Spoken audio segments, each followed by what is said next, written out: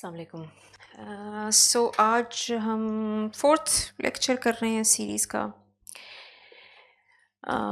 और आज से फॉर्मल लेक्चर्स शुरू हो रहे हैं। ठीक है, इससे पहले हमने जनरल बातें की थी, पिक्चर्स दिखा के ऐसे जनरल बातें की थी। आज जिस तरह एडवर्टाइज भी किया हुआ था कि यूनिवर्सिटी स्टूडेंट्स के लिए है टारगेटेड ये कोर्स, जिनका मैथ्स और फिज़िक्स में कुछ बैकग्राउंड हो।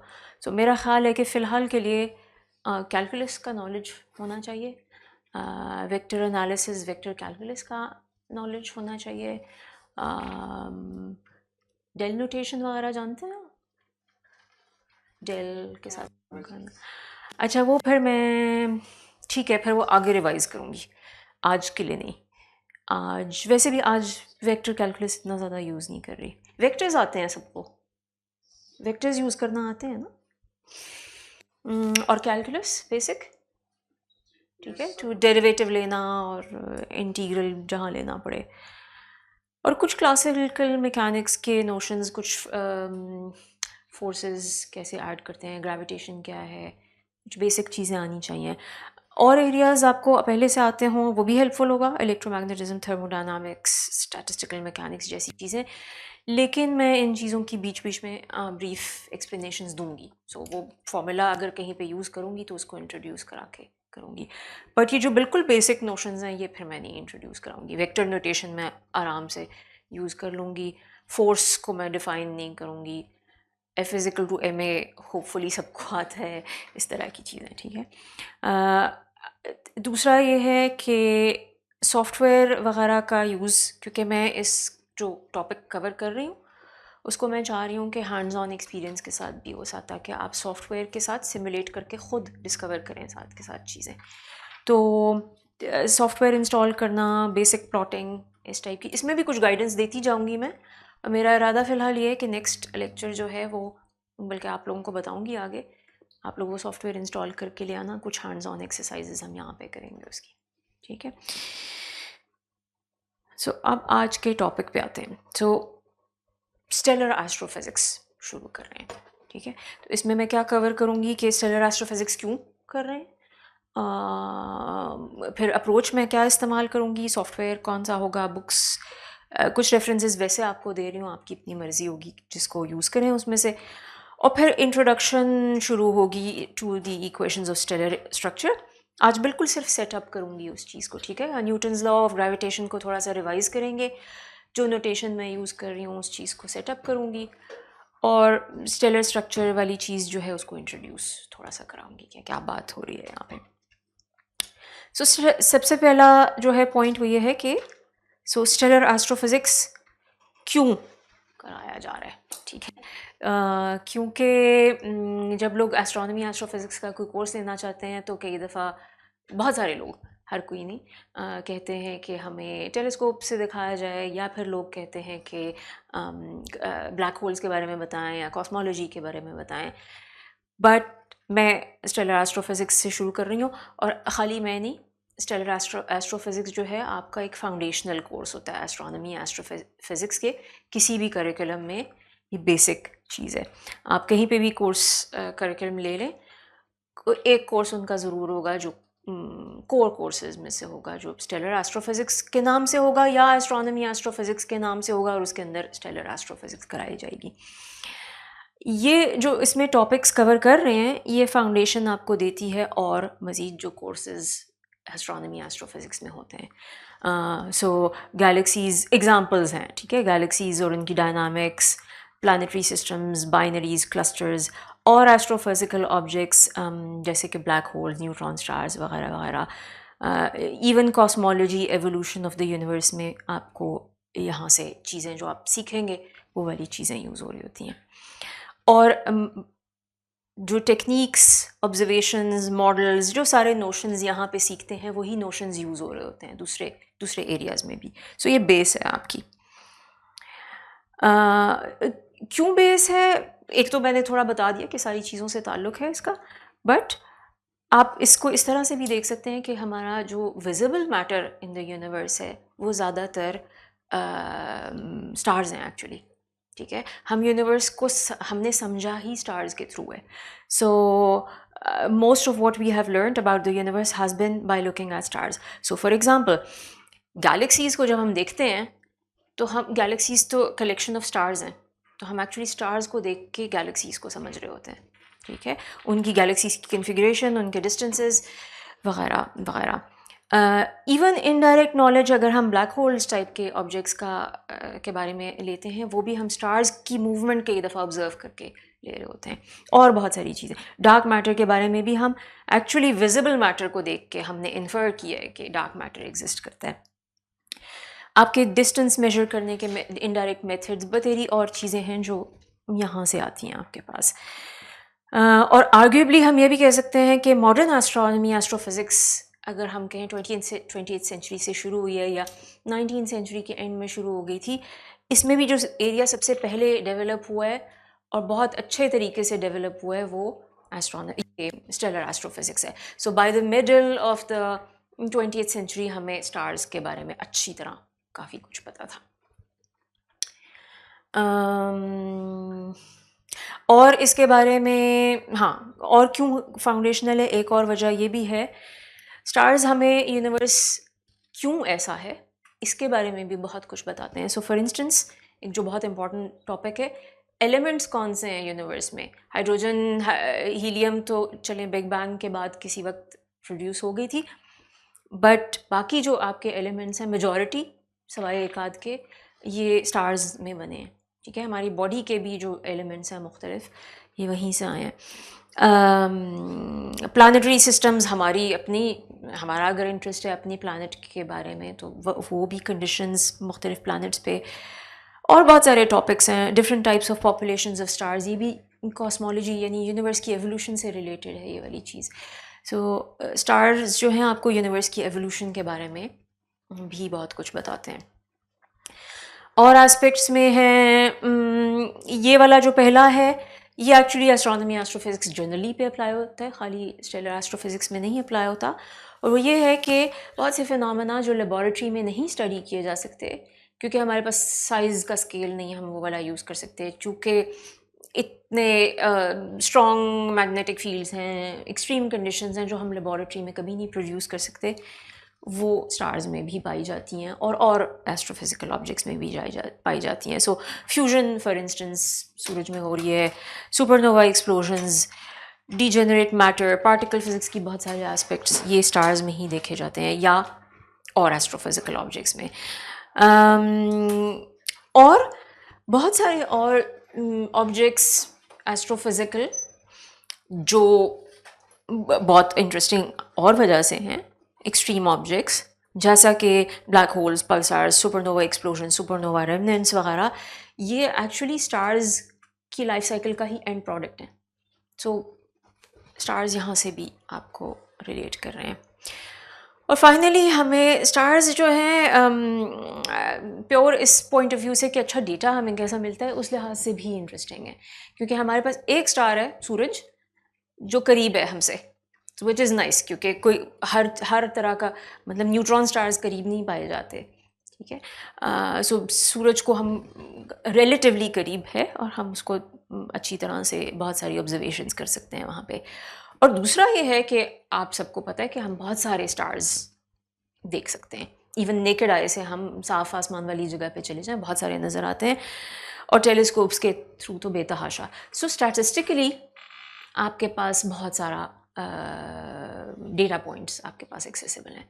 और जब हम पैटर्न स्टडी करते हैं, पैरामीटर्स के दरमियान रिलेशनशिप्स की बात करते हैं, ये सब चीज़ें जो हैं, जितना स्टैटिस्टिकल आपके पास डेटा अच्छा होगा आप उतना ज़्यादा बेहतर तरीके से किसी ऑब्जेक्ट के बारे में जान सकेंगे. अच्छा, अब हम बात करते हैं थोड़ा सा कि मैंने आपको कहा था कि मैं बताऊंगी कि टॉपिक्स कौन से कवर करूंगी या कौन से किए जा सकते हैं इसमें, और अप्रोच मेरी क्या होगी. ठीक है, सो स्टेलर एस्ट्रोफिज़िक्स में मेरे हिसाब से ये 3 टाइप के मेजर सब्जेक्ट्स जो हैं ये टच होते हैं और ये अक्सर एक कोर्स में नहीं किए जाते, एक से ज़्यादा कोर्स यूनिवर्सिटी कोर्स होता है या फिर एक में किया जाता है तो जल्दी जल्दी फिर उसको ठोंस के आप पढ़ा के करते हैं. ठीक है, सो एक एस्पेक्ट जो है वो है ऑब्जर्वेशंस का. ठीक है। ये एक्चुअली बेस है, ऑब्जर्वेशंस बेस है स्टेलर एस्ट्रोफिज़िक्स की।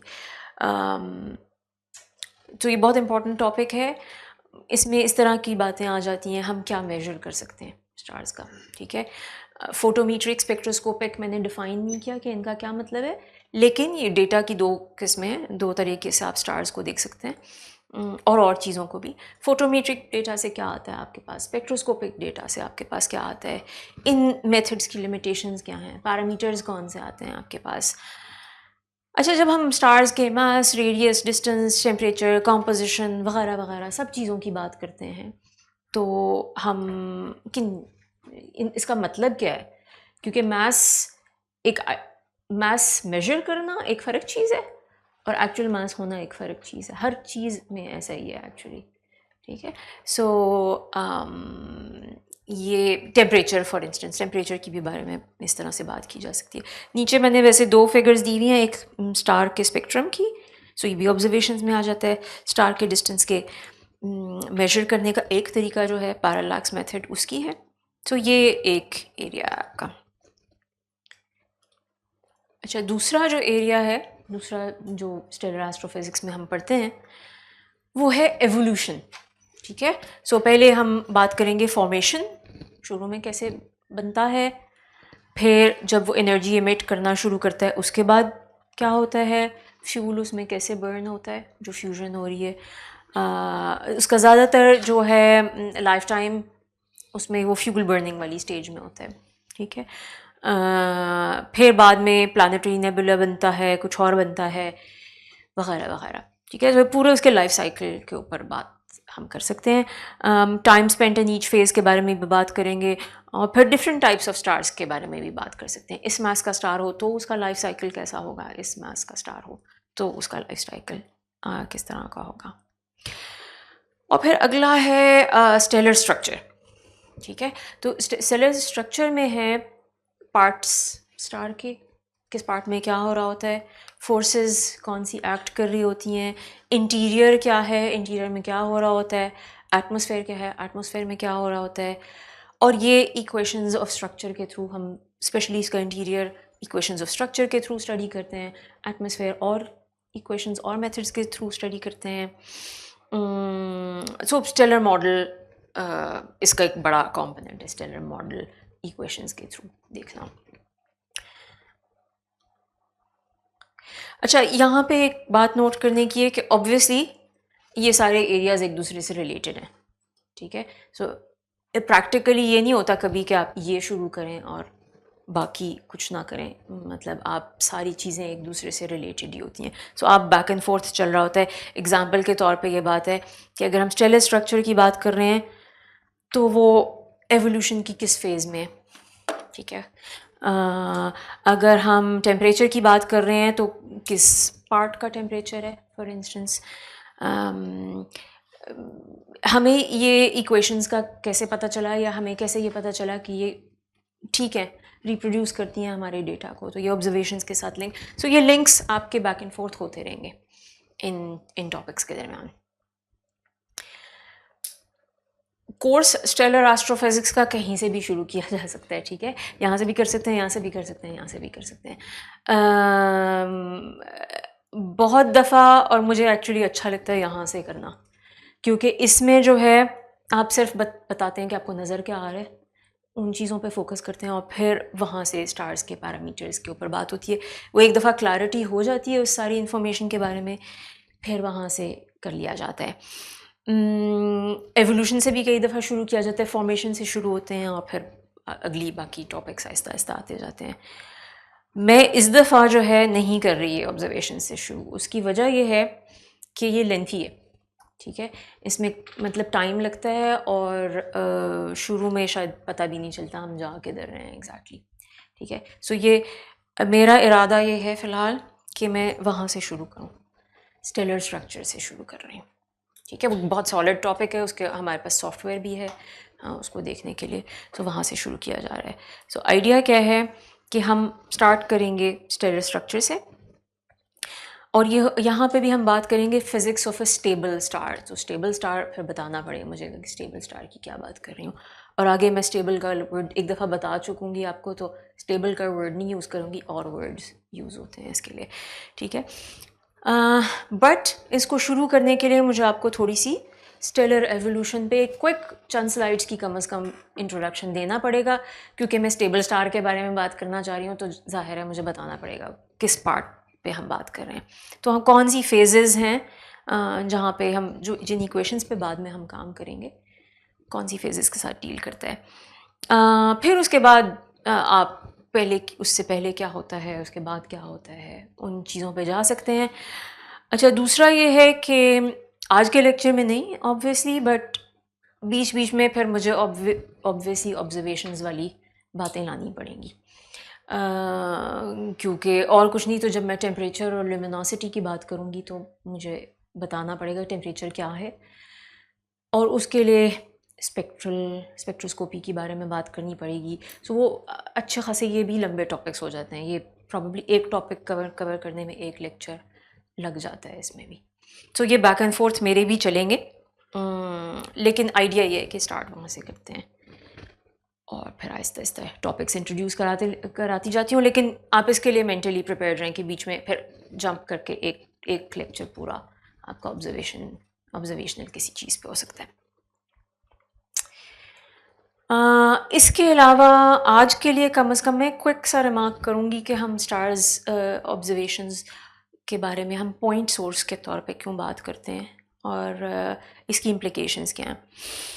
और एक और टॉपिक भी इंट्रोड्यूस कराऊंगी, वो होगा arguably the most important diagram in astrophysics, कम से कम the most important plot in astrophysics. किसी को पता है कौन सी है?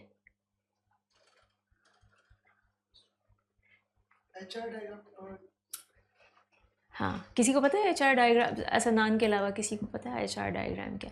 So H R diagram astrophysics में अगर किसी पता होना चाहिए, ठीक है। और एच आर डायग्राम अभी आज मैं उसको सिर्फ शक्ल दिखाऊंगी और थोड़ा सा उसका हिस्टोरिकल बैकग्राउंड दूंगी, अच्छी तरह इसको फिर आहिस्ता आहिस्ता बाद में करेंगे। सो हाँ, एच आर डायग्राम या वो जो मैं शुरू में भी बातें कर रही थी ना, स्टैटिस्टिकल एनालिसिस से बहुत सारी चीज़ें पता चलती हैं, उसकी भी इलिस्ट्रेशन है। और दूसरा कुछ बुक्स और सॉफ्टवेयर्स पे बात कर रही हूँ, तो बुक्स हैं कुछ, ये an introduction to modern astrophysics Carroll लॉसली, ये बहुत प्रोग्राम्स में, अंडर ग्रेजुएट प्रोग्राम में बहुत जगह बहुत दुनिया में यूज़ होती है। थोड़ी सी पुरानी है बट ये बुक इस तरह की मोटी है, ठीक है। और इसमें 30 के करीब चैप्टर्स हैं और इसमें तकरीबन एस्ट्रोनॉमी एस्ट्रोफिज़िक्स के तमाम टॉपिक्स, रीसेंट वाले ज़रा कम है, लेकिन जैसे फॉर इंस्टेंस मेरी फील्ड का इसमें ज़्यादा नहीं है, बट अच्छा कवर हो जाता है। एक इंट्रोडक्टरी टेक्स्ट के तौर पे ये बहुत अच्छी किताब है।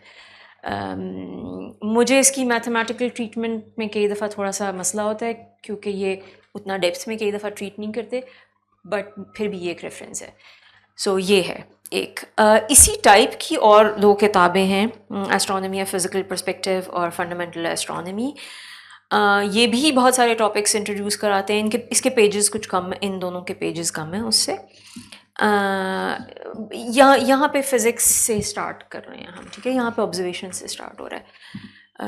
और ये बाय द वे स्लाइड्स मिल भी जाती हैं बाद में अगर आप लेना चाहें ये। तो हाँ, इनकी फ़िज़िक्स वाली ट्रीटमेंट अच्छी है, बट इसमें हर टॉपिक नहीं है या हर टॉपिक उस तरह से नहीं है। और ये हैं स्टेलर एस्ट्रोफिज़िक्स की किताबें। ये हम कहेंगे कि स्पेशली पहली वाली, ये तो definitely I think graduate level की किताब है, किपनहान। ये रेफरेंस किताब है, काफ़ी मेजर है, और इसमें बेस वो अज्यूम करते हैं कि आपकी बेस अच्छी बनी हुई है ऑलरेडी एस्ट्रोनॉमी एस्ट्रोफिज़िक्स की। इनमें से कुछ हैं जिनमें कुछ बेस भी बनाते हैं, जैसे एच आर डायग्राम। अच्छा, ये भी स्टेलर स्ट्रक्चर से स्टार्ट हो रहा है। हाँ, ये वाला जो है ये कुछ मुख्तलिफ टॉपिक्स में पहले एक दफ़ा जाते हैं, फिर आहिस्ता आहिस्ता उनको डीपन करते हैं। ऑनलाइन कोर्सेज़ भी आपको कुछ मिल जाते हैं, कुछ टॉपिक्स इसमें से आपको यूट्यूब वीडियोस में भी अब मिल जाते हैं, पहले नहीं मिलते थे। और इसके बारे में वैसे मैं बता रही हूँ, और ये सिर्फ इसलिए बता रही हूँ ताकि डेप्थ का, एक सब्जेक्ट की डेप्थ का आपको अंदाज़ा हो। वो ये है कि इवन दो ये स्पेशलाइज्ड बुक्स हैं, और मैं कह रही हूँ ग्रेजुएट लेवल पे कम से कम ये शुरू वाली तो डेफिनेटली आती है, इवन देन ये लोग जब अपनी बुक्स को इंट्रोड्यूस कराते हैं तो कहते हैं ये सिर्फ इंट्रोडक्शन है, ये कंप्लीट नहीं है, इसमें भी बहुत सारे और टॉपिक्स हैं। सो सिर्फ आपको ब्रेड्थ और डेप्थ का आइडिया देना चाह रही हूँ टॉपिक का। बहुत बड़ा टॉपिक है स्टेलर एस्ट्रोफिजिक्स इन इटसेल्फ। और ऑब्वियसली अगर इसमें कोई बहुत आपको रीसेंट इंफॉर्मेशन चाहिए होती है तो फिर इवेंचुअली बंदा एकेडमिक आर्टिकल्स को देखता है। सॉफ्टवेयर की तरफ आते हैं। ये है module for experiments in stellar astrophysics, MESA. और ये ओपन सोर्स सॉफ्टवेयर है और स्टार्स की एवोल्यूशन को मॉडल करके देता है, ठीक है। तो इसका यहाँ पे लिंक है। और ये वो सॉफ्टवेयर भी कई किस्म के होते हैं। कुछ टॉय मॉडल आपको बनाते हैं। टॉय मॉडल का मतलब है कि आप उसको मोटी मोटी लाइंस में उसको स्टडी कर रहे हैं या सिमुलेट करके देख रहे हैं किसी चीज़ को। ये वाला वैसा नहीं है। टॉय मॉडल के भी अपने फ़ायदे होते हैं, बट ये वैसा नहीं है। ये इन डेप्थ कंप्लीट सिमुलेशन आपको करके देता है स्टार की। और ये यानी इतना कंप्लीट है ये कि ये साइंटिफिक रिसर्च में यूज़ होता है ये सॉफ्टवेयर। और इससे जो प्रोफाइल्स निकलते हैं, उस तरह की चीज़ें लोग यूज़ करते हैं फिर अपने आर्टिकल्स में। एजुकेशन ग्रेजुएट लेवल में भी यूज़ होता है। इनफैक्ट मेरे अपने स्टूडेंट ने मुझे इसके बारे में बताया। और सो हाँ, काफ़ी डिटेल इसकी है सिमुलेशन प्रोसेसेस इन स्टार। और इसकी थोड़ा सा इंटरेस्टिंग आपको एक नोट बता दूँ, जिन्होंने डेवलप किया था बिल पैक्सटन, वो एस्ट्रोफिजिसिस्ट नहीं थे, ठीक है। सो वो रिटायर्ड सॉफ्टवेयर डेवलपर थे। और उन्होंने कहा कि एस्ट्रोफिजिक्स की क्लासेस में यूनिवर्सिटी में ऑडिट करना चाहता हूँ, शौक़ था उनको। तो उन्होंने ऑडिट किया और फिर उनके बहुत सवाल होते थे। और फिर उन्होंने सोचा, मेरा अपना भी कई दफ़ा ये होता है कि मुझे किसी टॉपिक को समझना चाहती हूँ, मैं उसको सिमुलेट करके देखती हूँ। तो इन्होंने तो बहुत सीरियसली उसको किया। वो सिमुलेट करते करते इतना अच्छा सॉफ्टवेयर बन गया कि अब बहुत लोग उसको यूज़ कर रहे हैं।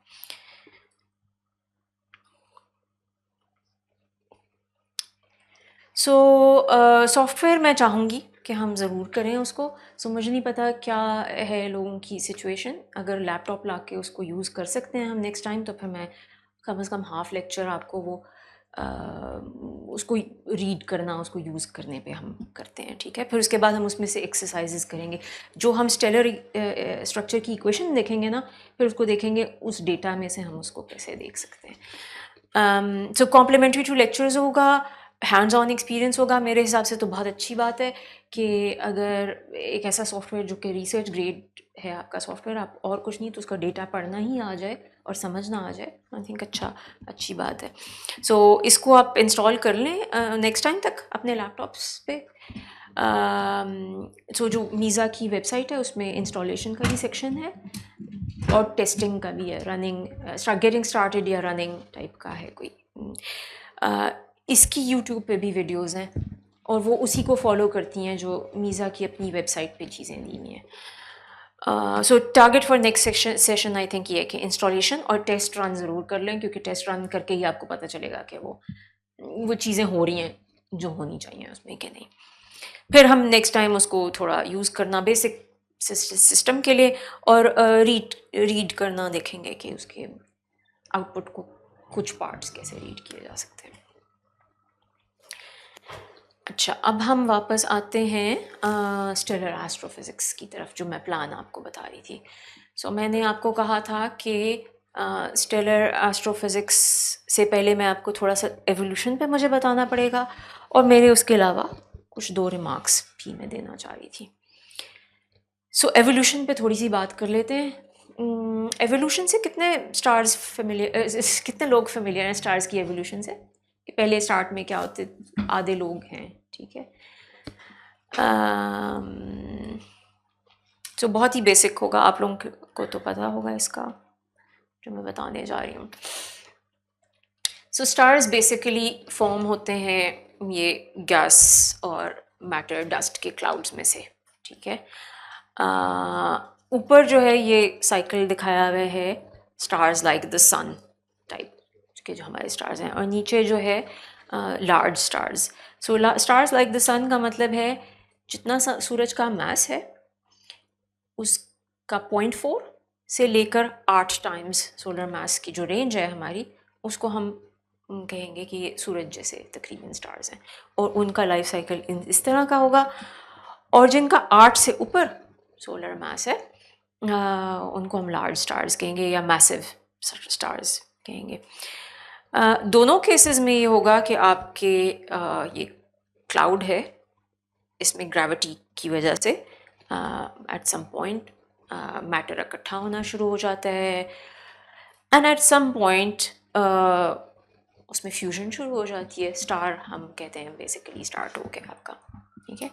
जो आपके ये स्मॉलर वाले स्टार्स होंगे, depending on the size, depending on the temperature, आपके रेड ऑरेंज टाइप के स्टार्स हो सकते हैं या येलो वाइट टाइप के स्टार्स, कलर्स इनके होंगे। जो इधर वाले हैं ये वाइट या ब्लू स्टार्स कलर होगा इनका। इनकी जो एज है ज़्यादा होगी, ठीक है। सो 10 to the power 8, 10 to the power 11 years, यानी आप कहें billions of years, tens of billions of years में आती है। सूरज की एज जो लाइफ टाइम है हम कहते हैं 10 बिलियन ईयर्स है। यहाँ पे छोटी होगी 10 to the power 6, 10 to the power 7 की रेंज में, यानी tens of millions of years की हम रफली बात कर रहे हैं। मोस्ट ऑफ द लाइफ जो स्टार्स हैं देयर लाइव्स वो इस स्टेज पे गुजारेंगे, ठीक है। और इसका नाम अगली स्लाइड पे मैंने लिखा हुआ है, इसको हम कहेंगे मेन सीक्वेंस, ठीक है। और उसके बाद एट सम पॉइंट ये जाइंट्स रेड जाइंट या रेड सुपर जाइंट बन जाते हैं, और उसके बाद अगली जो स्टेज है वो दोनों केसेस में फ़र्क हो जाती है। वहाँ पे प्लानिटरी नेबुला बनता है एट सम पॉइंट। वो जो आपका रेड जाइंट था उसकी जो एक्सटर्नल लेयर्स हैं वो आपकी फैलना शुरू हो जाती हैं, और पीछे आपका स्टार का सिर्फ सेंटर कोर रह जाता है, जो कि बाद में वाइट ड्वार्फ कहलाते हैं, जो कि स्टार की ही किस्म है। कुछ लोग कहेंगे स्टार नहीं है, बट या स्टार। और उसके बाद जो ये दूसरे वाले हैं ये सुपरनोवा एक्सप्लोजन में एंड होता है इनका, ठीक है। सो इसको एक्चुअली कोर कोलैप्स सुपरनोवा कहते हैं, इस किस्म के सुपरनोवा को। सुपरनोवा की भी कई किस्में हैं। और इसके बाद ये आपके पास दो पॉसिबिलिटीज़ होती हैं, या तो आपका एंड प्रोडक्ट न्यूट्रॉन स्टार होगा या एंड प्रोडक्ट ब्लैक होल होगा। न्यूट्रॉन स्टार तब होता है जब ये 8 to 25 सोलर मासेस तक होता है रफली, और अगर 25 सोलर मासेस से ज़्यादा हो ये इनिशियल स्टार आपका, तो फिर एंड प्रोडक्ट आपका ब्लैक होल होता है, ठीक है। सो अब हम अभी मैंने आपको कहा कि मैं ये लाइफ साइकिल क्यों बता रही हूँ, इस वजह से ताकि मैं आपको बताऊँ कि हम स्टेलर स्ट्रक्चर पढ़ेंगे तो हम किस फेज़ से डील कर रहे हैं, तो हम एक्चुअली इस फेज़ के साथ डील करेंगे, ठीक है। ये स्टार का most of their life times वैसे भी इसी में गुजरेगा, तो हम इसके बारे में बात कर देंगे। So most of their lives stars are stable. अच्छा, इसमें स्टेबल होते हैं, इसमें कोई मेजर चेंज नहीं आ रहा होता उसमें स्टार्स में। जैसा कि सूरज है हमारा, सूरज में भी छोटे छोटे चेंजेस आते हैं लेकिन मेजर कोई चेंज नहीं आ रहा। सूरज का 10 बिलियन ईयर्स ये वाली फेज़ है, हम इस वक्त मिडवे हैं तकरीबन 10 बिलियन ईयर्स में, और इस स्टेबल फेज़ को मेन सीक्वेंस कहा जाता है, ठीक है। और बाय द वे चूँकि मैंने HR डायग्राम इंट्रोड्यूस करा दिया, तो ये मेन सीक्वेंस का ताल्लुक HR डायग्राम से है। सो हम पहले इस फेज़ को कहेंगे। हम स्टैटिक का वर्ड मैंने आगे भी एक जगह यूज़ किया है, स्टार्स को हम कहते हैं स्टैटिक हैं। अच्छा, स्टैटिक का ये नहीं मतलब, ये आगे है वैसे किसी स्लाइड में, ये नहीं मतलब कि वो मूव नहीं कर रहे, मूव करते हैं। सूरज जो है वो गैलेक्सी में मूव कर रहा है, इसका सिर्फ मतलब है एक्सपैंड नहीं कर रहा या कॉन्ट्रैक्ट नहीं हो रहा। थोड़ा सा स्ट्रक्चर ऑफ द सन पे भी बात कर लेते हैं, और बाकी स्टार्स का भी इसी टाइप का पैटर्न होगा स्ट्रक्चर का। सूरज जिस तरह ज़मीन की अपने लेयर्स आपको पता है होती हैं, तो उसी तरह सूरज की भी लेयर्स हैं, ठीक है। तो इसमें हम कुछ इंटरनल लेयर्स की बात करते हैं और कुछ एक्सटर्नल लेयर्स की बात करते हैं। सो इंटरनल लेयर्स कौन कौन सी हैं? तीन है, तीन हिस्से हैं, ठीक है। एक जो सेंटर वाला हिस्सा है कोर, कोर वो जगह है जहाँ पे फ्यूजन हो रही होती है, ठीक है, हाइड्रोजन टू हीलियम कन्वर्ट हो रही है। उसके बाद दो और जोन्स हैं, रेडिएटिव जोन और कन्वेक्टिव जोन, ठीक है। और ये जो हैं आपकी वो जोन्स हैं जहाँ पे एनर्जी बाहर जा रही है, फ्यूजन्स की वजह से जो एनर्जी फोटॉन्स आपके प्रोड्यूस हुए हैं वो एनर्जी आपकी आहिस्ता आहिस्ता बाहर जाती है। यहाँ पे बाहर जाने का प्रोसेस कुछ और होता है, रेडिएटिव प्रोसेस है, फोटोन डिफ्यूजन है। और यहाँ पे बाद वाले में कन्वेक्शन है। कन्वेक्शन वो वाला प्रोसेस है जैसे जब पानी नहीं उबलता तो ऊपर राइज करता है फिर नीचे आता है, उस टाइप का प्रोसेस है। यहाँ पे एक्चुअली कन्वेक्शन की यहाँ पे थोड़ी सी डायग्राम भी बनी हुई है। सो ये इंटरनल दो लेयर्स की हम बात करते हैं, और हमारे जो इनिशियल लेक्चर्स हैं वो एक्चुअली इन इंटरनल लेयर्स को ही हम बात करेंगे। हम इनको ट्रीट एज अ होल करेंगे, अलग-अलग फ़िलहाल नहीं करेंगे।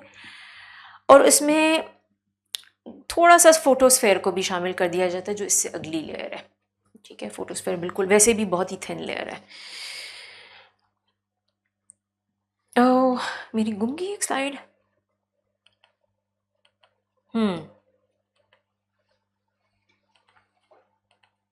मेरी एक स्लाइड गुम गई है, बट मैं इस पे बता देती हूँ आपको। सो ये वाली core, radiative zone, convective zone, ये मैंने आपको बता दी थी कि ये इंटरनल लेयर्स हैं उसकी, ठीक है। बाकी जो लेयर्स हैं वो भी तीन हैं एक्चुअली, और वो हैं वो एक्सटर्नल लेयर्स कहलाती हैं, और उनके लिए वर्ड जो है एटमॉस्फेयर का भी यूज़ होता है, ठीक है। सो उसमें सबसे पहले आती है फोटोस्फेयर, उससे अगली आती है, और फोटोस्फेयर बहुत थिन सी लेयर है compare to the dimensions of the sun, photosphere बहुत थिन है। उसके बाद आती है क्रोमोस्फेयर, और उसके बाद आती है कोरोना। कोरोना का वर्ड जो है ये इसका मतलब है लैटिन वर्ड है जिसका मतलब होता है क्राउन। इसी वजह से ये वायरस के लिए भी यूज़ होता है कि उसके उस वायरस के इर्द गिर्द भी जो है क्राउन लाइक एक स्ट्रक्चर है। सूरज का भी ये क्राउन लगता है, इस वजह से ये वर्ड यूज़ हुआ है। मैं इस वजह से बता रही हूँ कि आप में से कोई नहीं हंसा मेरे ख्याल में, बट हमेशा कोई ना कोई हंसता है इस पर। कोविड के बाद से 2020 से हर कोई ना कोई ज़रूर इस पर हंसता है। अच्छा, सो ये एक्सटर्नल लेयर्स हैं, ठीक है। इसके बारे में सिर्फ ये बताना ज़रूरी है, दो तीन पॉइंट्स हैं। फोटोस्फेयर वो लेयर है जो हमें नज़र आती है जब हम कहते हैं ना सरफेस ऑफ द सन, और हम सन को एज अ डिस्क हमें नज़र आता है, वो जो एज है उस डिस्क का वो एक्चुअली फोटोस्फेयर है, ठीक है। तो इसलिए लोग इसको कहते हैं सरफेस ऑफ द सन, ठीक है। बट हैविंग सेड दैट, सूरज ऐसा नहीं है कि जैसे ज़मीन की एक सरफेस बहुत क्लियर, एक हार्ड, एक फ़र्क है, ठीक है। सूरज की जो डेंसिटी है कॉन्टीन्यूसली वेरी करती है। ज़मीन की डेंसिटी सरफेस पे से नीचे एक फ़र्क डेंसिटी, और फिर एकदम आपके गैस एटमॉस्फेयर हमारा शुरू हो जाता है। सूरज ऐसा नहीं है। ये हमें सरफेस क्यों लगता है, इसका ताल्लुक ट्रांसपेरेंसी से है। इससे नीचे सूरज ओपेक है, ट्रांसपेरेंट नहीं है, तो हमें लगता है डेंस एक चीज़ है, और इससे ऊपर ट्रांसपेरेंट है तो हम यहाँ तक देख सकते हैं, ठीक है। और अगर हम पहुँचे वहाँ तक तो स्टेलर स्ट्रक्चर में पहले जो है आप इंटरनल स्ट्रक्चर करते हैं और बाद में बाहर का स्ट्रक्चर करते हैं, उसमें ट्रांसपेरेंसी भी स्टडी की जाती है। उसके बाद अगली लेयर जो है क्रोमोस्फेयर है और कोरोना है। इनकी डेंसिटी बहुत कम है, फोटोस्फेयर से 10⁻⁻⁴ कम टाइम्स कम है क्रोमोस्फेयर की, और कोरोना की आई थिंक 10⁻⁹ है शायद टाइम्स कम। बट इंटरेस्टिंगली इनका टेम्परेचर ज़्यादा हाई है कंपेयर टू द फोटोस्फेयर, और ये एक बड़े जो एस्ट्रोफिज़िक्स के क्वेश्चंस हैं उनमें से एक है। हमें नहीं पता कि सूरज का टेम्परेचर क्यों बढ़ रहा है एज वी गो आउटवर्ड।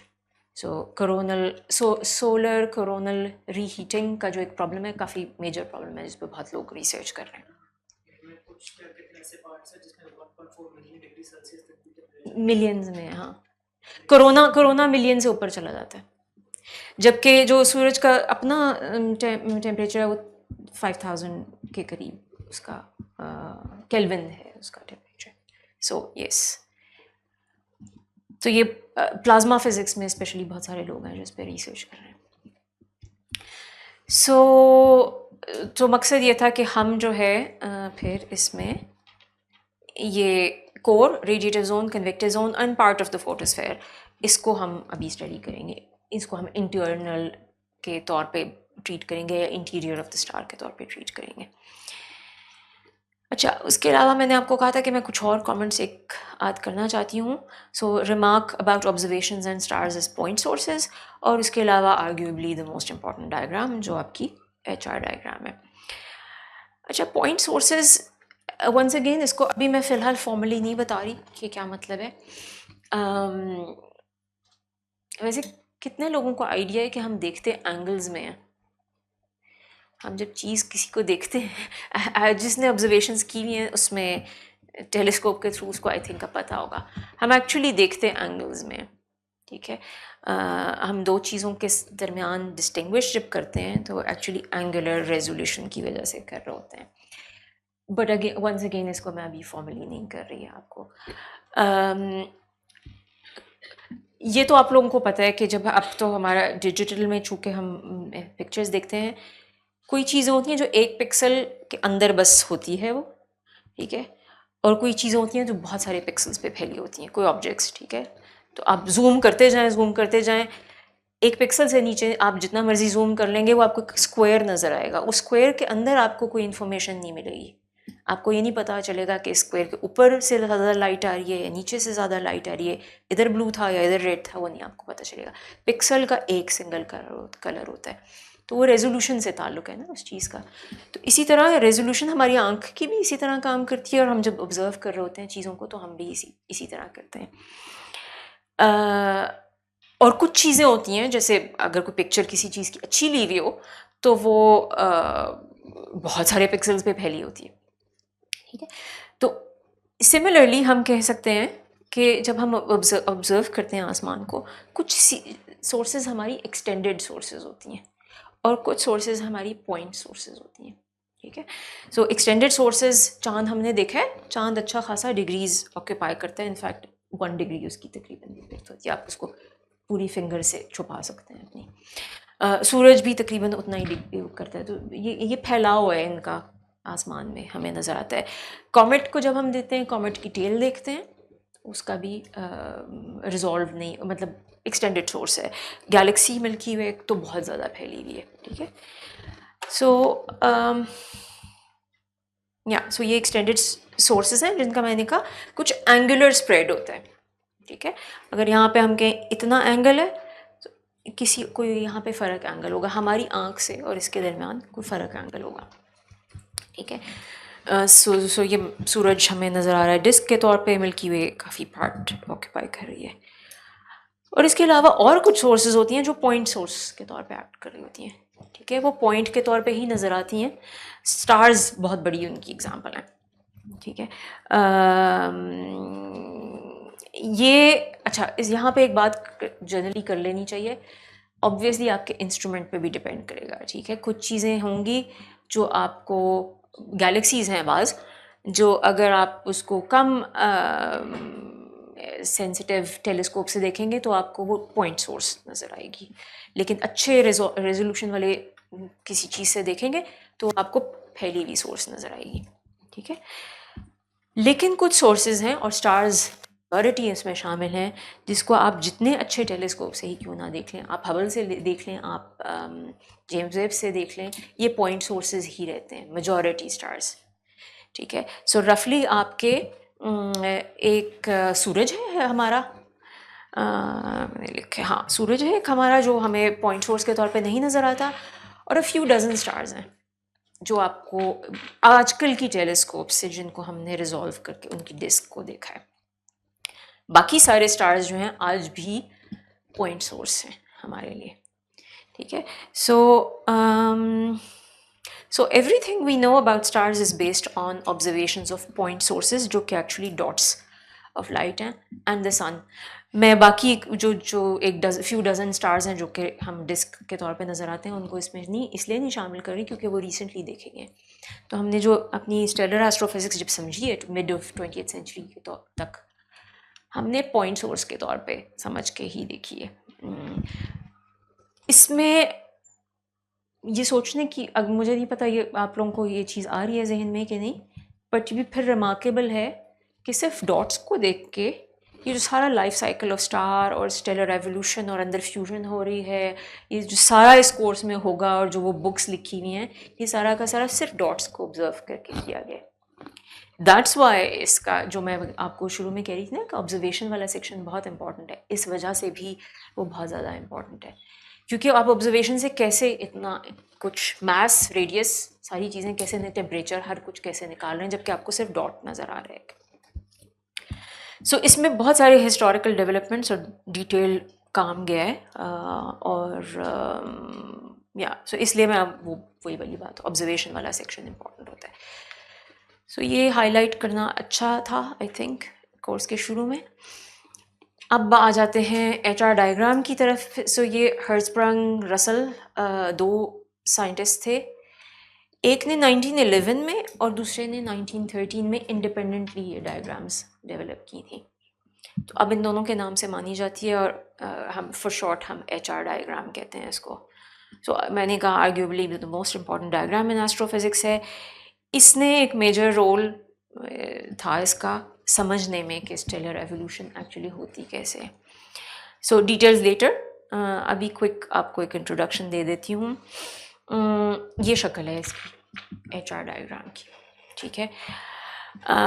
अभी ये जब मैं ऑब्जर्वेशंस पे थोड़ा ज़्यादा आऊँगी तो मैं एग्जैक्टली आपको बताऊँगी कि ये एक्सिस क्या हैं, लेकिन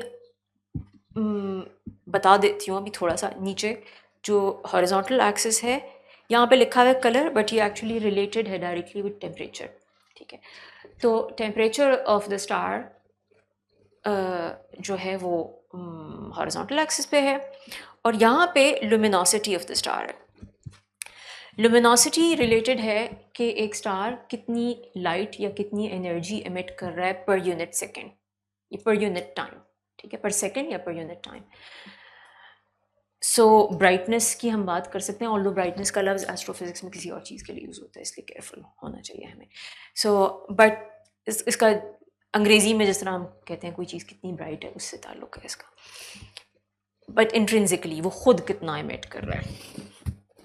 तो ये जब लोगों ने 20th सेंचुरी के शुरू में लोगों ने एवेलुएट करने शुरू कर दिए थे टेम्परेचर्स, खैर टेम्परेचर नहीं डायरेक्टली होता था एक्चुअली, वो ऑब्जर्वेशंस के फ़िल्टर्स यूज़ होते थे, कलर्स से ताल्लुक़ था इस बात का, और लुमिनोसिटी, और उनको प्लॉट करके देखा जितने नॉन स्टार्स थे उस वक्त।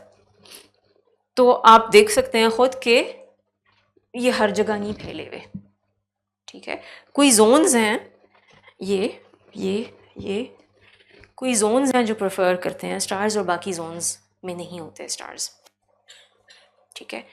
सो इसको इंटरप्रेट करना जो है वो ज़ाहिर है उसको टाइम लगा उस चीज़ को, और इसका ताल्लुक एक्चुअली स्टेलर एवोल्यूशन से है, ठीक है।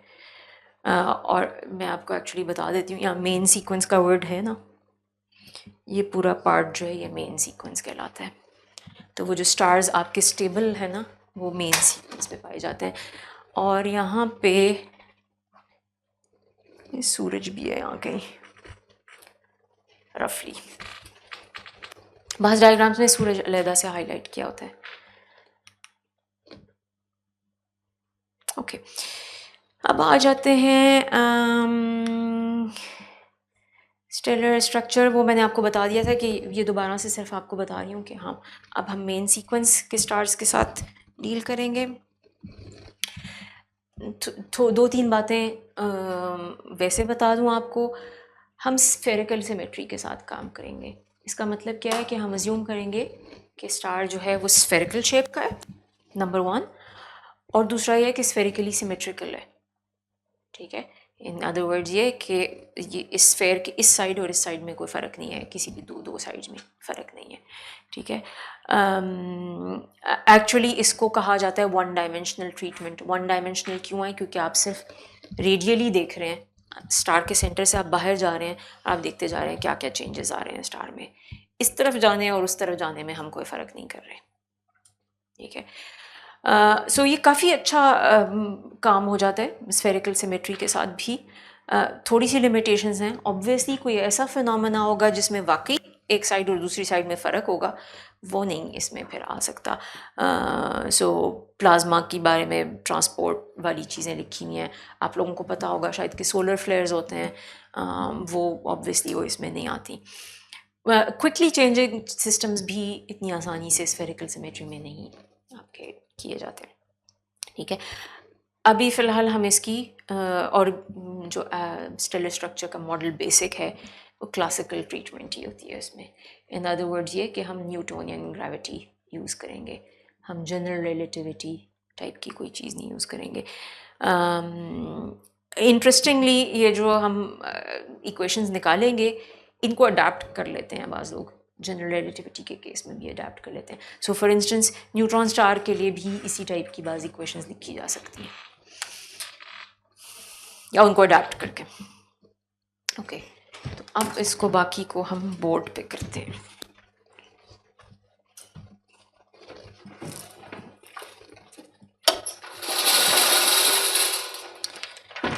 सो आज हम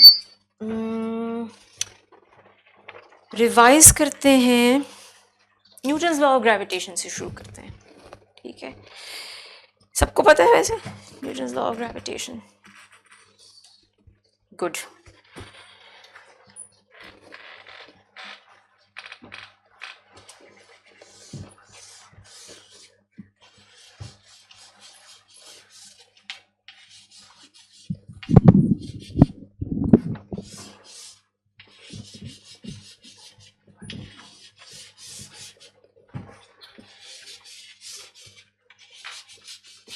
So Newton's law of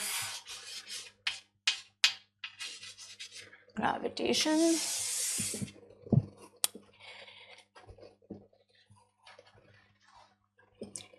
अगर हमारे पास एक कोई मास है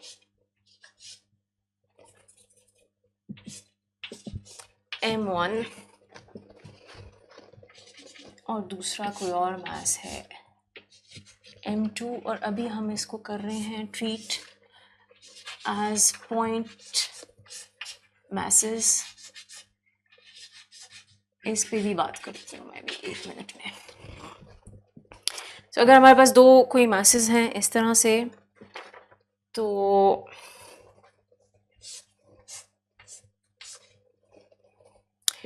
हम कहेंगे F12 ये होगा force on M2 due to M1। किसके बराबर होगा ये? तो ये वेक्टर है, वेक्टर के तौर पे मैं ट्रीट कर रही हूँ फोर्स को। तो किसके बराबर होगा ये? -G M1 M2 over R12 square. और अभी मैं जान के इंडिसेस के साथ काम कर रही हूँ, बाद में मैं ड्रॉप कर दूँगी R12। सो यहाँ पे क्या है ये R12 क्या है? वो वेक्टर है जो 1 से 2 तक जा रहा है, ठीक है। सो हम ये वेक्टर नोटेशन यूज़ कर रहे हैं, R12 is equal to R12 hat. ये नोटेशन एक्सप्लेन करने की ज़रूरत है? बेधड़क कह दें अगर एक्सप्लेन करने की ज़रूरत है तो, और अगर नहीं करने की ज़रूरत सबको आती है। सबको वेक्टर्स पता है? Okay good.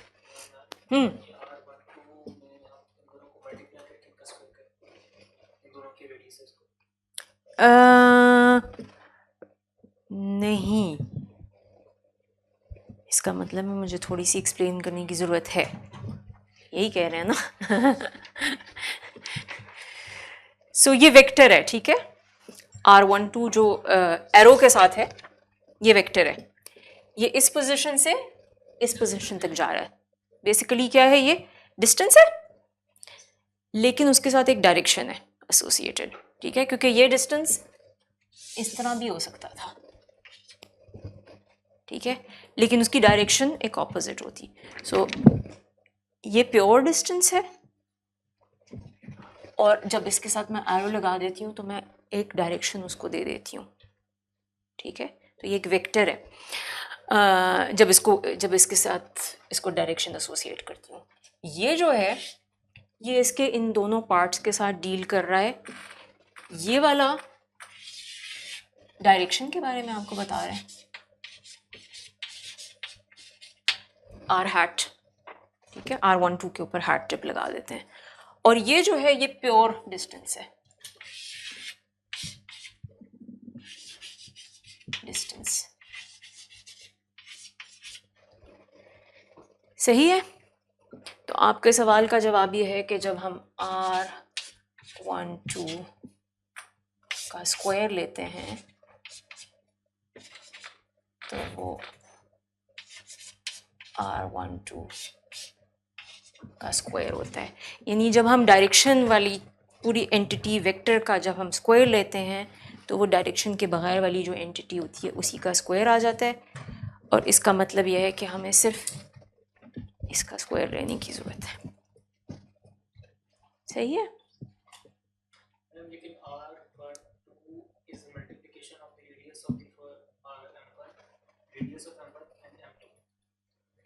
नहीं, ये रेडियस नहीं है, ये है डिस्टेंस बिटवीन दिस 2 पॉइंट्स, ठीक है। सो बेसिकली यहाँ पे आपका, मैं जहाँ खड़ी हूँ यहाँ पे आपका M1 है, यहाँ पे दूसरी जगह M2 है। फुटा लेके मैं नाप सकती हूँ ना इसको, वो जो फुटा लेके नापा है ना, वो ये एरो के बगैर जो है ना एंटिटी, वो है फुटा लेके नापे के बगैर, ठीक है, ठीक है, उसका स्क्वायर ले लें, सही है। लेकिन मैम इसके अंदर फिर वेक्टर वाला एलिमेंट के अंदर डालने की ज़रूरत तो नहीं?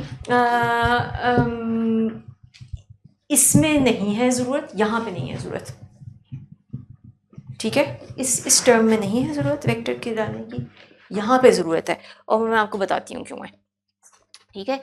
ग्रेविटी आपको पता है ना, सब लोगों को पता है कि ग्रेविटी अट्रैक्टिव फोर्स है, ठीक है ना। सो अगर एक ऑब्जेक्ट यहाँ पे पड़ा हुआ है, दूसरा वाला क्या फील कर रहा है, उसकी वजह से वो पुल होगा, ठीक है। अगर रिपल्सिव होता तो वो दूसरी डायरेक्शन में जाता, ठीक है।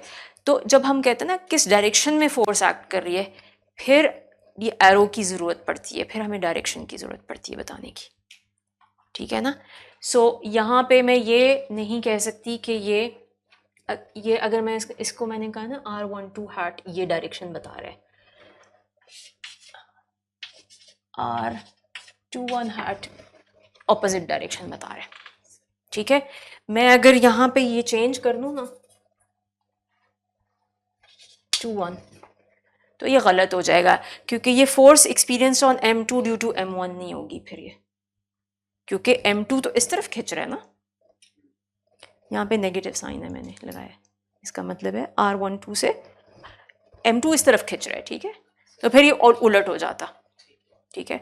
तो इनफैक्ट एक्चुअली जो मैंने अभी लिखा है मैं उसको लिख के बता देती हूँ, वो फिर ये होता F21 is equal to minus G M1, जो M1 है यहाँ, M1 M2 R21 hat divided by R21 square, ये होता force on M1 due to M2। अब ये उलट होगी ये डायरेक्शन, ये वाला मास इधर जा रहा है इसकी वजह से, वो वाला मास उसकी वजह से उधर जाएगा। सो एरो का इस्तेमाल फोर्सेस में इसलिए ज़रूरी होता है क्योंकि जनरली स्पीकिंग अगर मैं आपको कहूँ ये चीज़ पड़ी हुई है, इस पे मैं फोर्स लगा रही हूँ, तो इसका इफ़ेक्ट कुछ होगा। अगर यही फोर्स, उतनी ही बराबर फोर्स मैं दूसरी तरफ लगाती हूँ, उसका इफ़ेक्ट कुछ और होगा ना। तो ये दोनों फोर्सेस एक जैसी नहीं है, बेशक उनका इंटेंसिटी या उनकी मैग्नीट्यूड एक ही जितना हो।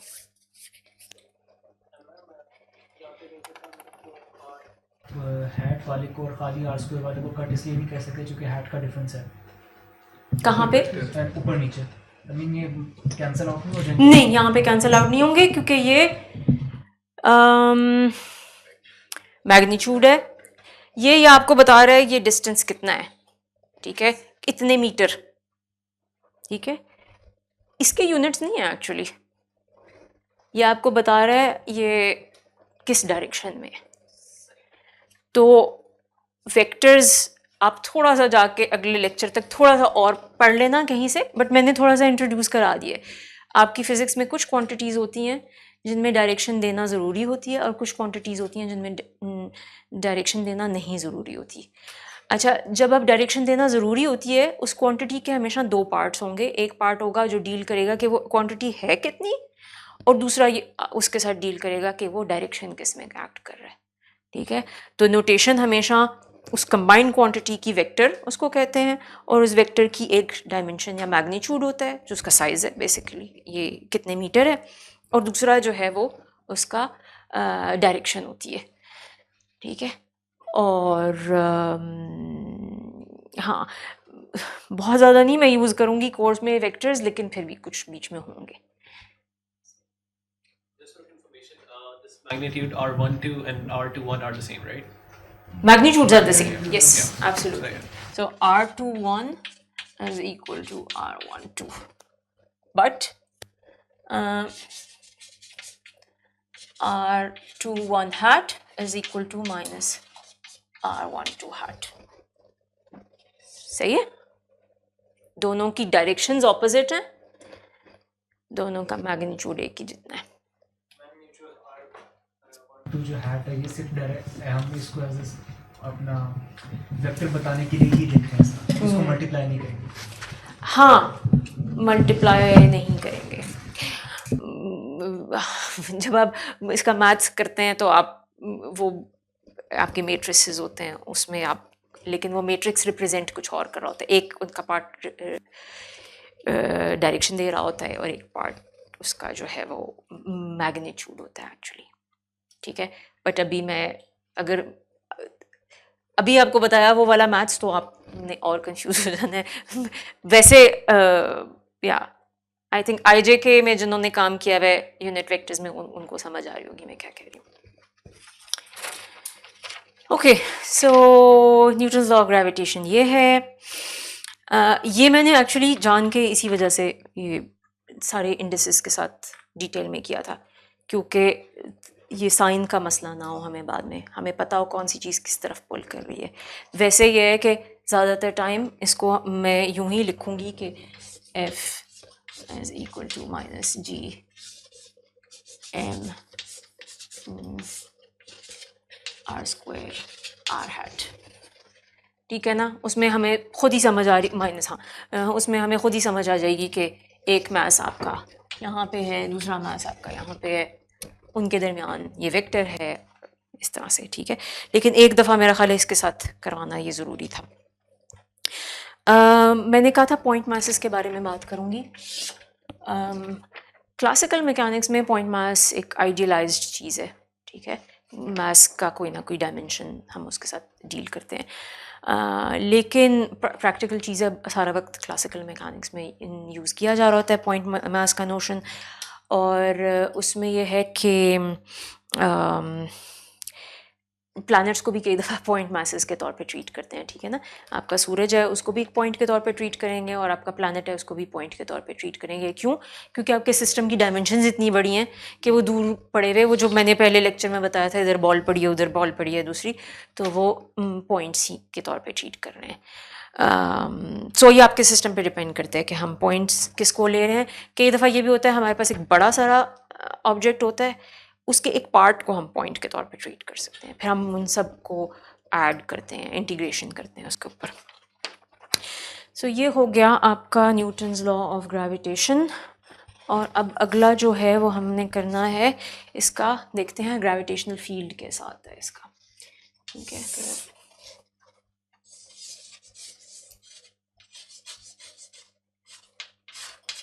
Gravitational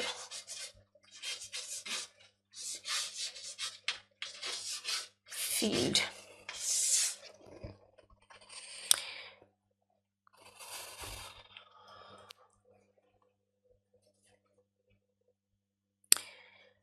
the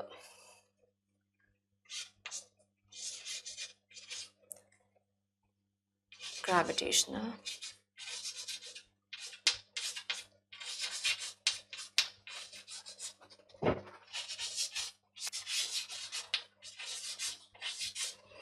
field due to some mass m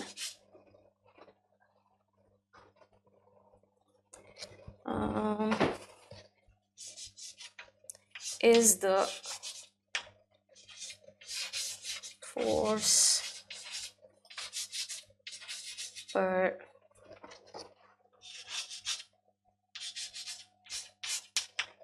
unit mass. The gravitational field due to m is the force per unit mass.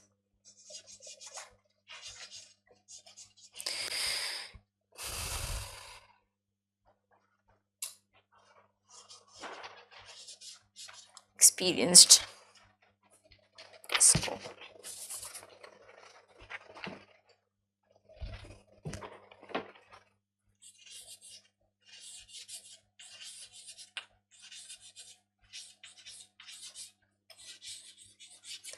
by another object.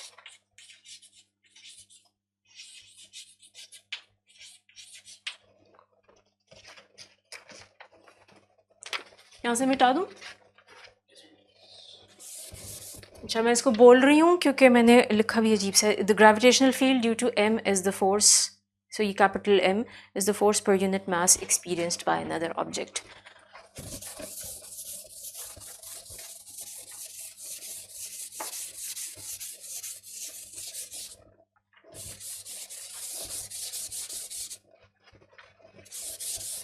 सिर्फ अभी ऊपर वाला पार्ट मिटा रही है.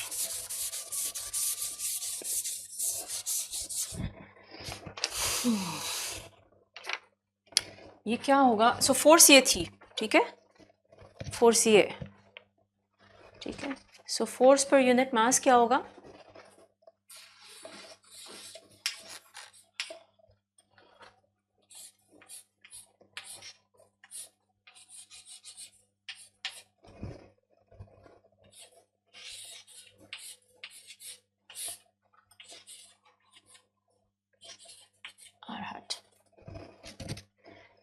ठीक है. तो ये तकरीबन वही क्वांटिटी है पर थोड़ी सी फ़र्क है, ठीक है. एक तो यूनिट्स इसके फ़र्क होंगे, बट यहाँ पे आइडिया क्या है, यहाँ पे पहले ये था कि हमारे पास एक मास था m और हम कह रहे थे दूसरा मास स्मॉल m है, दोनों के दरमियान डिस्टेंस ये r दे रहा है आपको. तो ये जो स्मॉल m है ये कितनी फोर्स एक्सपीरियंस कर रहा है. अब हमारा सवाल ये है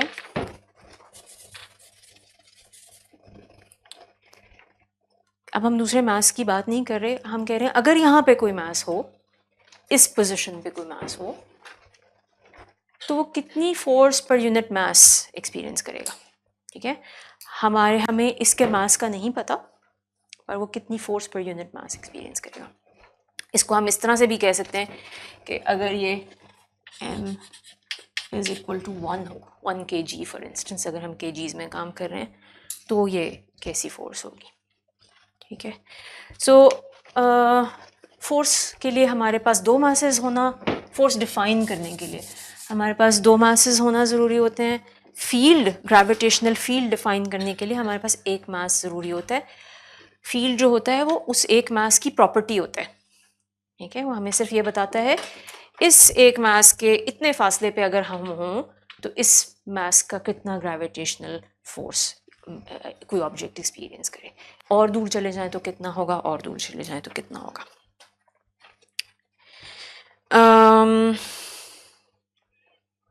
सो हाँ, G is a property of, so ये भी वेक्टर है, ठीक है, and independent of any second मास.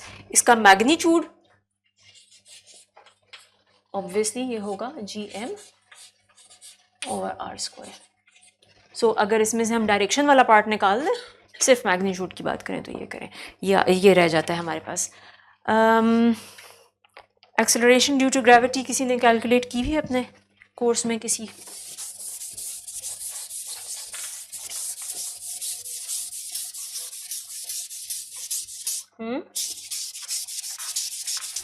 किसी ने की भी है कभी acceleration due to gravity? 9.8 metre पर सेकेंड तो किया होगा ना कभी कभार, कि नहीं? When we used to go to school. हाँ, स्कूल में किस में किया था?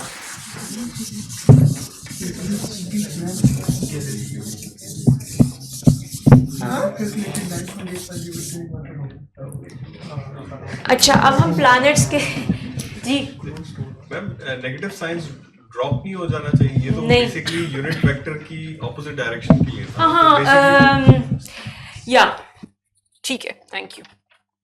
हो जाए तो कोई हर्ज नहीं है, करना चाहिए ड्रॉप, ठीक है. और मेरे नोट्स में हुआ है ड्रॉप, मैंने ऐसे ही उतार दिया ऊपर से.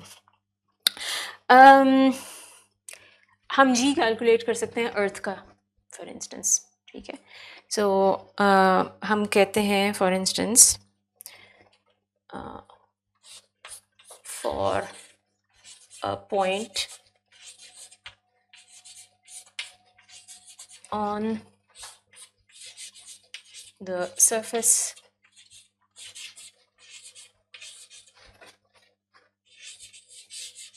of the earth,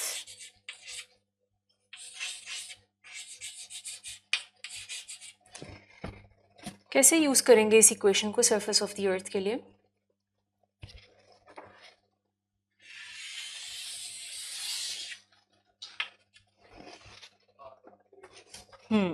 तो ये अर्थ है, यहाँ पे हम कोई ग्रेविटी एक्सपीरियंस कर रहे हैं ना, हम ज़मीन के मास की वजह से कोई ग्रेविटी एक्सपीरियंस कर रहे हैं, तो उसको हम यहाँ से कैलकुलेट कर सकते हैं. ओह जी, मैंने लिखा नहीं, जी की वैल्यू नहीं दी आपको, है ना? अभी लिखती हूँ.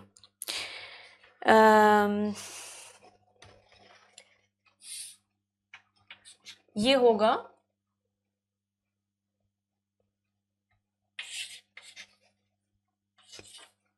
radius of the earth. फिर ये मास क्या होगा? ये मास ऑफ द अर्थ होगा.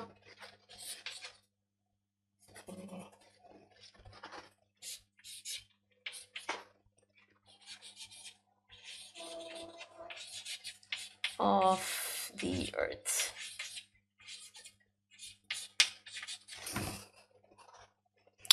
और जी मैं आपको वैल्यू दे देती हूँ, जी है 6.673 into 10 to the power minus है 20 माइनस 27, किसी और यूनिट सिस्टम में होगा.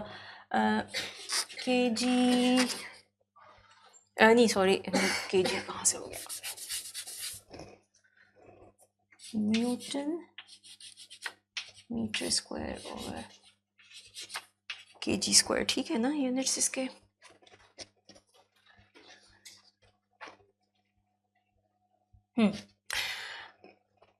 ये है रेडियस ऑफ द अर्थ है 6.378 into 10 to the power 6 meters. और मास ऑफ द अर्थ है, किसके पास कैलकुलेटर है? मेरे पास है जवाब 24 kg. कौन कौन कैलकुलेट करके देखना चाहता है? कर रहे हैं. सो ये हम इसमें सारी वैल्यूज़ डाल देंगे, ठीक है ना। ये अब हमारे पास आ जाएगा 6.67 इंटू 10⁻⁻11।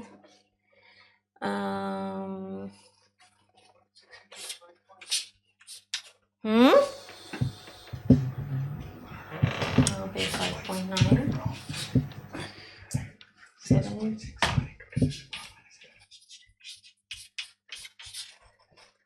24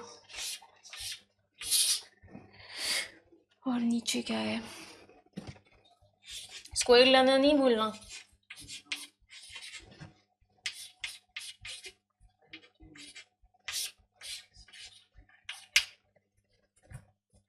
जवाब वही आना चाहिए। इसका जवाब, इसके यूनिट्स क्या होंगे जवाब में? मीटर पर सेकेंड स्क्वायर।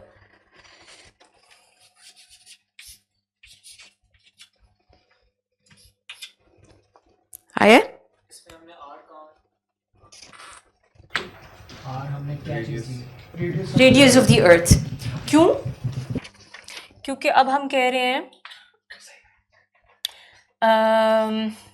एक ऑब्जेक्ट, ये जो हमारे दो थे ना मासेस यहाँ पे, यही था ना फोर्स, तो हमने यहीं पे देखी थी ना। ये कोई एक ऑब्जेक्ट होगा जो सरफेस ऑफ द अर्थ पे है, जैसे हम हैं इस वक्त, ठीक है। और अर्थ ये पूरा का पूरा राउंड है हमारे नीचे जो है, ठीक है। हम इस प्रॉब्लम को ऐसे ट्रीट कर रहे हैं कि जैसा कि अर्थ का सारा मास यहाँ कॉन्सेंट्रेटेड है सेंटर में, और वो कर रहे हैं ना। अगर ना कर रहे होते तो फिर तो मैं ये इक्वेशन ही ना यूज़ कर सकती। तो हम ट्रीट यूँ कर रहे हैं, और ये इस पे कंफ्यूज होना एक्चुअली होना चाहिए ठीक है, क्योंकि मुझे किसने इजाज़त दी कि मैं मास का पूरा, अर्थ का पूरा मास ऐसे ट्रीट करूँ जैसे वो सेंटर पे कॉन्सेंट्रेटेड है? किसने दी है मुझे इजाज़त?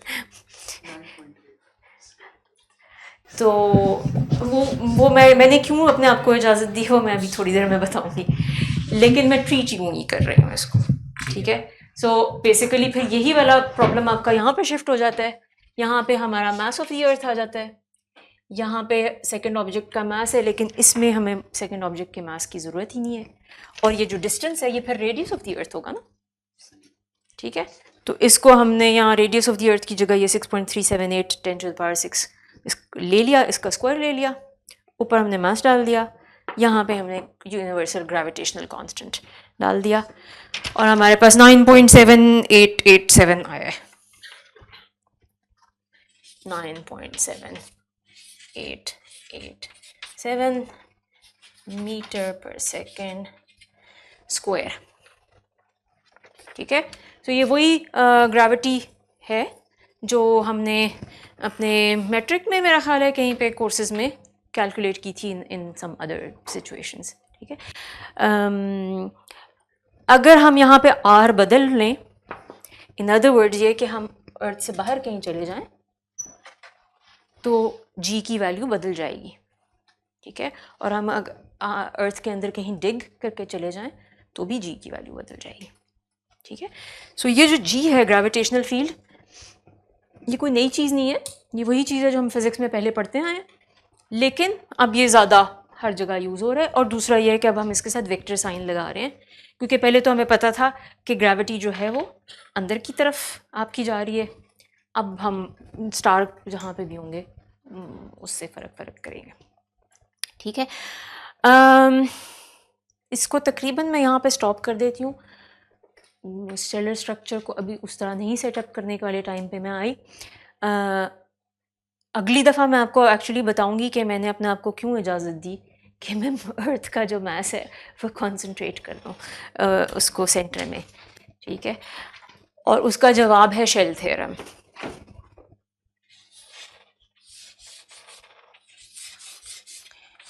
अच्छा, शेल थ्योरम जो है ना,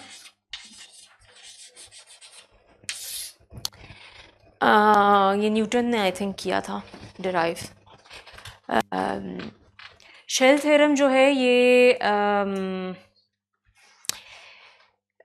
इसको डिराइव नहीं कराऊंगी मैं, इस वजह से नहीं कराऊंगी क्योंकि इसकी डेरिवेशन बहुत लंबी है और इंटरेस्टिंग नहीं है, ठीक है। आसान है लेकिन स्टेप्स बहुत ज़्यादा हैं इसमें।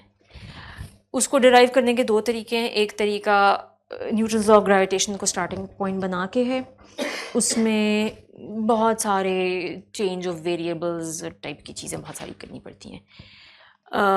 दूसरा तरीका बहुत आसान है, वो गॉसेस लॉ के थ्रू होता है। जिन लोगों ने इलेक्ट्रिसिटी एंड मैग्नेटिज्म पढ़ा हुआ है उनको गॉसेस लॉ का पता होगा। जिस तरह का इलेक्ट्रिसिटी एंड मैग्नेटिज्म में गॉसेस लॉ है, उसी तरह का गॉसेस लॉ ग्रेविटेशन में भी है। तो गॉसेस लॉ के थ्रू बहुत जल्दी हो जाता है शेल थ्योरम प्रूव, लेकिन गॉसेस लॉ फिर करवाना पड़ता है। तो गॉसेस लॉ शायद करवाऊँ मैं एट सम पॉइंट, लेकिन फ़ौरन नहीं। इसलिए मैं आपको नेक्स्ट टाइम से शेल थ्योरम का जो स्टेटमेंट है और इसकी इक्वेशंस है वो दूंगी। और शेल थ्योरम आपको एक्चुअली बताता है कि आप इस तरह का अगर मास हो तो उसके बाहर कोई भी वो ऑब्जेक्ट होगा, वो उसको अपनी तरफ ऐसे ही अट्रैक्ट करेगा जैसे कि उसका सारा मास कॉन्सेंट्रेटेड हो एट द सेंटर, ठीक है। सो इस वजह से मुझे इजाज़त है ये करने की जो मैंने अभी की है, ठीक है। तो अगली दफ़ा ये करते हैं। थोड़ा सा मैं स्लो गई हूँ जो मेरी एक्सपेक्टेशन थी उससे। सो अगली दफ़ा इस डेरिवेशंस को थोड़ा सा और आगे लेके जाएंगे, फिर देखते हैं सॉफ्टवेयर में कितना करा सकती हूँ अगली दफ़ा। अगर अगली दफ़ा ना हुआ तो उससे अगली दफ़ा फिर होगा, ठीक है। कोई सवाल? Ma'am gravitational field and gravitational acceleration same चीज़ है? हाँ, ग्रेविटेशनल फील्ड की यूनिट्स वही हैं। Gravitational acceleration due to gravity ही है ये बेसिकली। ग्रेविटेशनल फील्ड जिस चीज़ को हम कहते हैं वो एक्सेलरेशन ड्यू टू ग्रेविटी है, ठीक है। मैम ग्रेविटेशनल फील्ड की कोई लिमिट होती है या कोई इनफाइनाइट? नहीं, इनफाइनाइट होता है। हाँ, मैंने ये भी करवाना है। सो इसकी फॉर्म जो है इस फोर्स की, या जी, ये जो आपका जी है, ये अगर आर के साथ आप इसको प्लॉट करें तो ये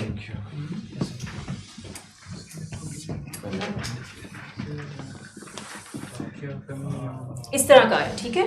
सो बिल्कुल उस ऑब्जेक्ट की पोजीशन पे सबसे स्ट्रांग होता है। इनफैक्ट आइडियल आप इसको इनफाइनाइट भी कह सकते हैं, ऑल्दो हम उसको नहीं करते। बट दूर जो है, जितना आप दूर जाते जाते हैं ग्रेविटेशनल फील्ड या acceleration due to gravity felt by an object कम होती जाएगी। बिल्कुल ज़ीरो यूनिवर्स के दूसरे सिरे पे भी नहीं होगी वो, और बात है कि इतनी कम हो जाएगी कि हम उसको निगलेक्ट करेंगे। सो आपकी जो चार बेसिक फोर्सेस हैं, इलेक्ट्रोमैग्नेटिज्म और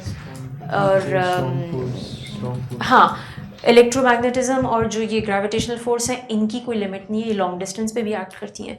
स्ट्रॉन्ग फोर्स और weak force short distance forces हैं, ठीक है।